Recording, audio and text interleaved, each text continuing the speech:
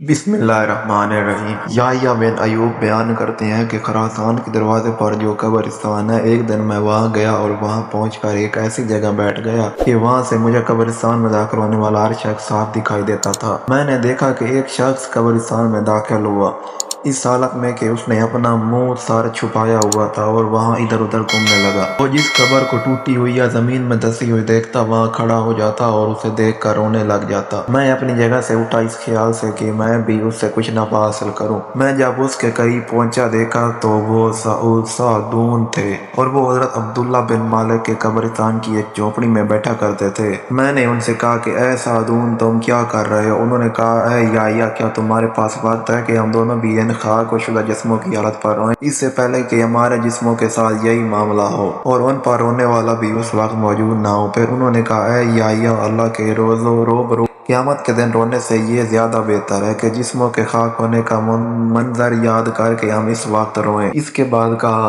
और जिस वक्त के अमाल नामे खोले जाएंगे। ये आयत पढ़ी और एक सख्त चीख मारी और कहा, ऐ याह्या, हाय अफसोस, उस वक्त क्या होगा जिस वक्त मेरे सामने मेरा अमाल नामा लाया जाएगा और जो कुछ मेरे नामा अमाल में लिखा होगा। याह्या कहते हैं कि इस मौका पर मैंने उनकी ये हालत देखकर मारे दहशत के बेहोश हो गया। जब मुझे होश आया वो मेरे पास बैठे थे और मेरा चेहरा अपनी आस्तीन से साफ कर रहे थे और कह रहे थे कि ऐ याह्या, अगर तुम इस वक्त फौत हो जाते तो तुमसे ज्यादा कोई बाशर्फ ना होता। अगर वीडियो अच्छी लगी हो तो वीडियो को लाइक करें, चैनल को सब्सक्राइब कर दें। मिलते हैं नेक्स्ट वीडियो में, तब तक के लिए अल्लाह हाफिज।